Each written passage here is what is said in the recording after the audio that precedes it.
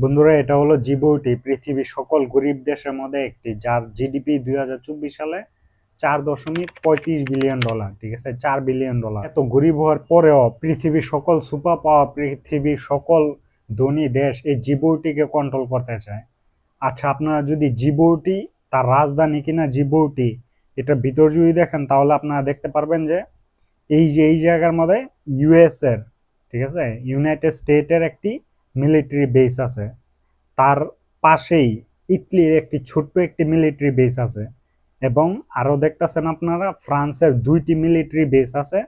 তার নিচে, ফ্রান্সের নিচে আপনারা দেখেন একটি জাপানের মিলিটারি বেস আছে। এটা হলো প্রথম জাপানের বিদেশি মিলিটারি বেস, ঠিক আছে, ওভারসিজ মিলিটারি বেস। এটা হলো প্রথম। তাছাড়াও যদি আপনারা একটু সামনে, ঠিক আছে, সমুদ্রের একদম ধারে কাছে যদি দেখেন, এখানে একটা মিলিটারি বেস আছে ফ্রান্সের, আর একটা নেভাল ছোট্ট একটি। আর তার পাশেই আপনার জার্মানি এবং স্পেনের আপনার ক্যাম্প আছে, মিলিটারি ক্যাম্প। তারপরে আবার ফ্রান্সের একটি, ইটালির একটি এবং ইউএস এর একটি মিলিটারি বেস আছে। তারপরে একটি চায়নার অনেক বড় মিলিটারি বেস আছে। চায়নার বেসটি সব থেকে বড় ধরতে পারেন।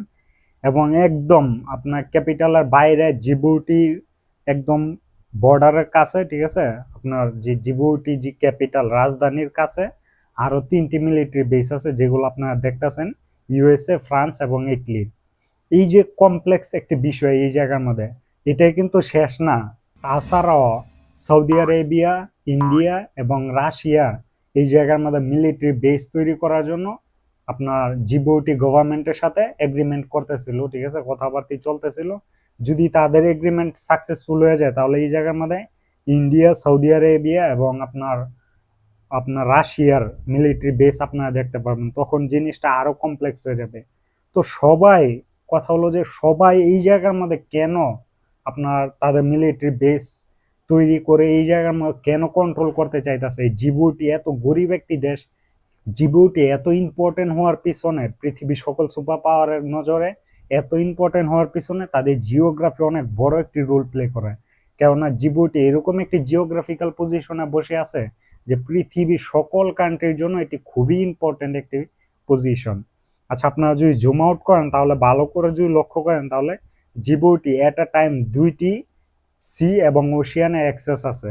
আপনার রেড সি এবং ইন্ডিয়ান ওশিয়ানে অ্যাক্সেস থাকার কারণে মূলত এটা আরো মনে করেন যে জিওগ্রাফিক্যালি অনেক স্ট্রং এবং ইম্পর্টেন্ট। তাছাড়াও জিবুটিকে এত শক্তিশালী হওয়ার পিছনে সব থেকে বড় যে ভূমিকা পালন করছে সেটা হলো যে ইয়ামিন এবং জিবুটির মাঝখানে একটি করিডোর আছে, যেটাকে বলা হয় বাল মালদেব স্টেট।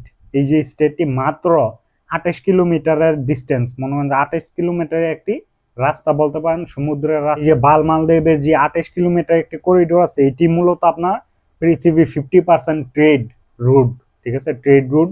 এই রুটটি ইউজ করা হয় মূলত আপনার এশিয়ান এবং সাউথ ইস্ট এশিয়ান সকল যত ট্রেড আছে, ঠিক আছে, সব এই আপনার বাল মালদেবের উপর দিয়ে যায়, রেড সির উপর দিয়ে যায়, তারপর আপনার সুইচ ক্যানাল দিয়ে ইউরোপে যায় ঢুকে, ঠিক আছে, ইউরোপে।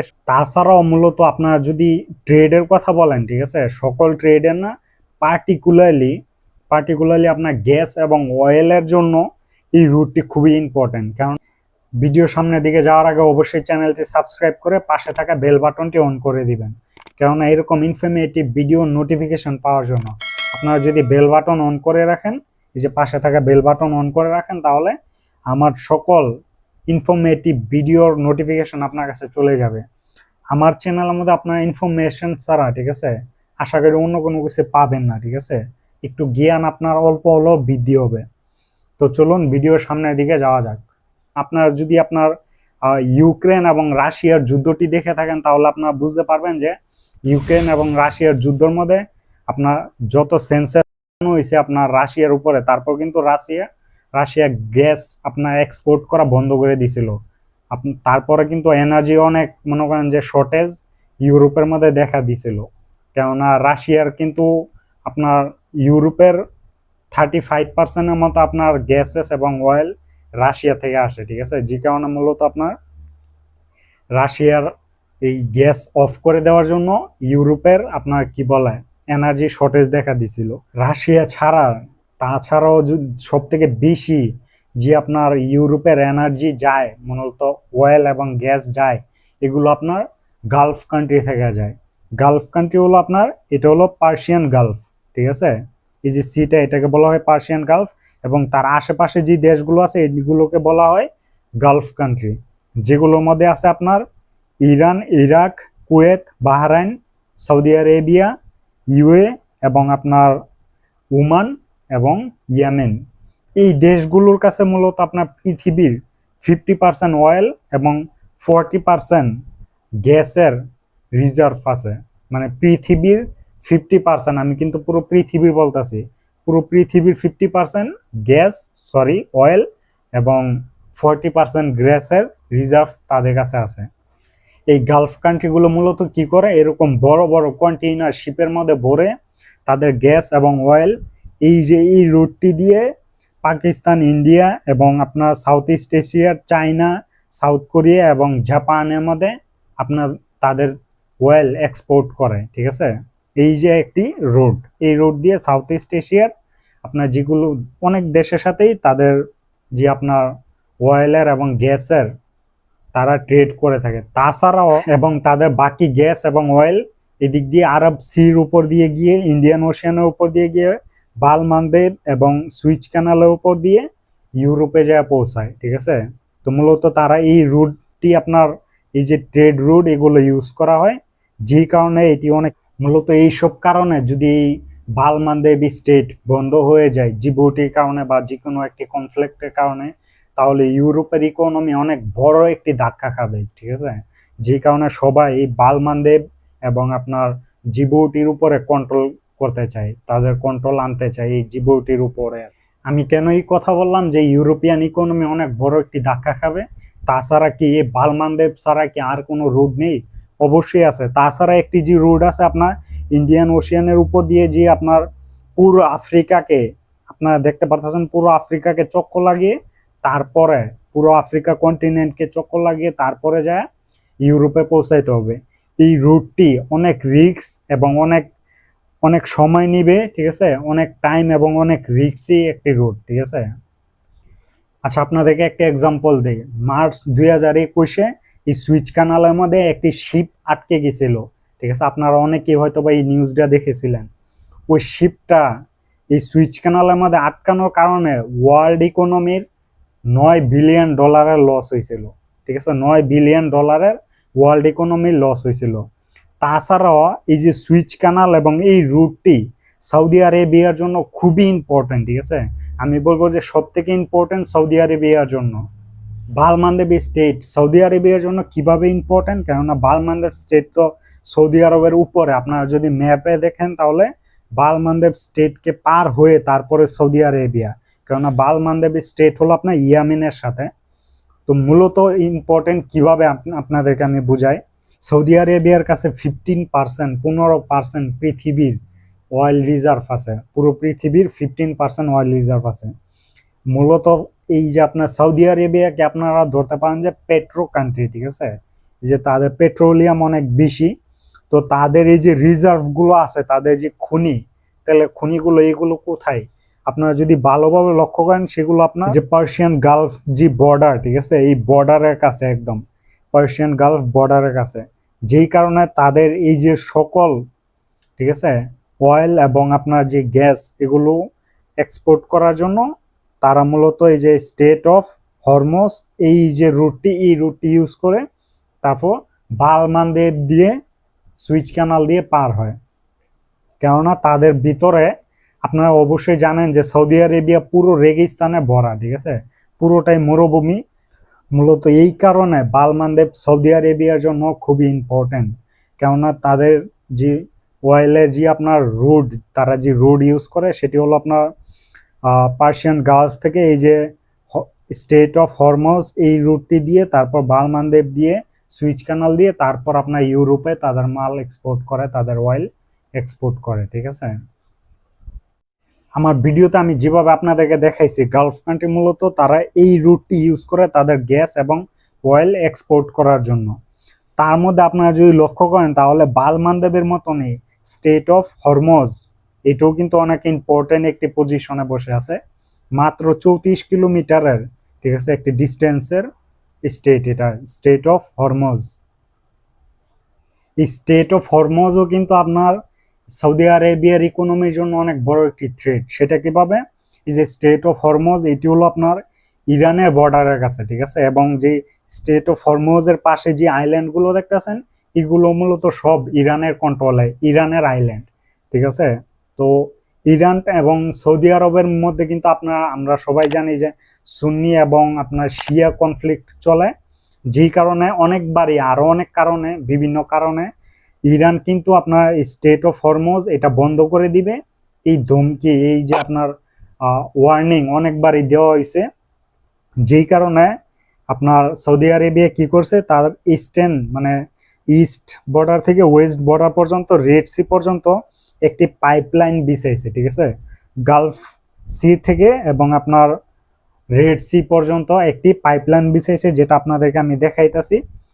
এই পাইপলাইনটি মূলত আপনার সৌদি আরেবিয়া কন্ট্রোল মানে ব্যবহার করে, যখন মনে করেন যে যদি ইরানের সাথে কোনো দ্বন্দ্ব হয়, যে স্টেট অফ হরমুজ বন্ধ করে দিব বা যে কোনো কারণে লিমিটেড, ঠিক আছে, অল্প পরিমাণে এই যে পাইপটি দিয়ে, এই পাইপ দিয়ে অয়েল আপনার রেড সি পর্যন্ত, রেড সি থেকে পরে আপনার সুইচ কানাল দিয়ে ইউরোপ পর্যন্ত পৌঁছায়। এখন আপনার এই যে সৌদি আরেবিয়ার এই পাইপলাইনও কিন্তু সুরক্ষিত না। সেটা কেন? এই যে আপনার ইয়ামেনের মধ্যে কিন্তু কনফ্লিক্ট চলতেছে, গৃহযুদ্ধ চলতেছে হুতি এবং আপনার যে ইয়ামেনের যে গভর্নমেন্ট আছে তার সাথে। তো ইরানের সমর্থিত যে আপনার হুতি বাহিনী আছে, তারা কিন্তু সানার কন্ট্রোল নিয়ে নিছে, ঠিক আছে। এখন তারা ধমকি দিতেছে, তারা ওয়ার্নিং দিতেছে, তারা মনে করেন যে হুমকি দিতেছে, ঠিক আছে, হুমকি দিতেছে যে তারা এই পাইপলাইন, ঠিক আছে, পাইপলাইন ধ্বংস করে ফেলবে, পাইপলাইন মনে করেন যে ব্যবহার করার যোগ্য রাখবে না। মূলত এই সব কারণে এই যে স্টেট অফ হরমুজ এবং এই পাইপলাইন কোনোটাই কিন্তু সৌদি আরেবিয়ার মানে সুরক্ষিত না। এই সব কারণে আমি প্রথমে যে বলেছিলাম যে জিবুটির মধ্যে, ঠিক আছে, সৌদি আরেবিয়া তাদের মিলিটারি বেস তৈরি করতে চায়। কেননা এই যে ইয়ামিন কিন্তু আপনার এই বালমানদেবের উপরও তাদের মনে করেন যে ক্ষমতা, তাদের শক্তি দেখায়, ঠিক আছে। এক্সাম্পল দিয়ে যদি বুঝায়, তাহলে কয়েকদিন আগে আপনারা দেখছেন যে ইয়ামিনের হুতি বাহিনী ইসরায়েলের জাহাজ মনে করে ইন্ডিয়ান জাহাজ কন্ট্রোলে নিয়ে নিছিল, ঠিক আছে, ইন্ডিয়ান জাহাজের উপর আক্রমণ করেছিল। তো এরকম কিছু বিষয় হতে পারে, যে কারণে মূলত আপনার এই বালমানদেবও সুরক্ষিত না, ঠিক আছে। সকলেই এই জায়গায় মিলিটারি বেস এই সব কারণেই তৈরি করতে চায়, আর সৌদি আরেবিয়ার জন্য তো আরো ইম্পর্টেন্ট, ঠিক আছে। এই কারণে তারা এই যে জিবুটির ভিতরে তাদের মিলিটারি বেস তৈরি করতে চাইতেছে আর কি। এই জায়গার মধ্যে যতগুলো মিলিটারি বেস দেখতেছেন এবং যারা যারা ইন্ডিয়া এবং আপনার রাশিয়া যে মিলিটারি বেস বানাইতে চাইতেছে, তারা মূলত তাদের স্বার্থের জন্যই বানাইতেছে, তাদের জন্য ইম্পর্টেন্ট, এই কারণেই তারা বানাইতেছে, এবং যারা বানাইছে তাদের জন্য খুবই ইম্পর্টেন্ট, যে কারণে তারা রেন্ট পে করে, ঠিক আছে, ভাড়া দিয়ে, ঠিক আছে, এই যে তারা যে মিলিটারি বেস তৈরি করছে প্রত্যেকটি জায়গার জন্য তারা কিন্তু রেন্ট পে করে, ঠিক আছে, জিবুটিকে তারা ভাড়া দেয় এই সবের জন্য। তাদের সকলের জন্য এই পজিশনটি খুবই ইম্পর্টেন্ট। আপনারা যদি, আমি কিন্তু সৌদি আরেবিয়ার কথা বলছি শুধুমাত্র, তাছাড়াও যদি আমি সকলের কথা বলতে চাই, ভিডিও না হলেও, ঠিক আছে, কম করেও 2 ঘন্টার ভিডিও হয়ে যাবে, যে কারণে আমি শর্টলি সৌদি আরেবিয়া এবং গালফের কিছু কথা বললাম।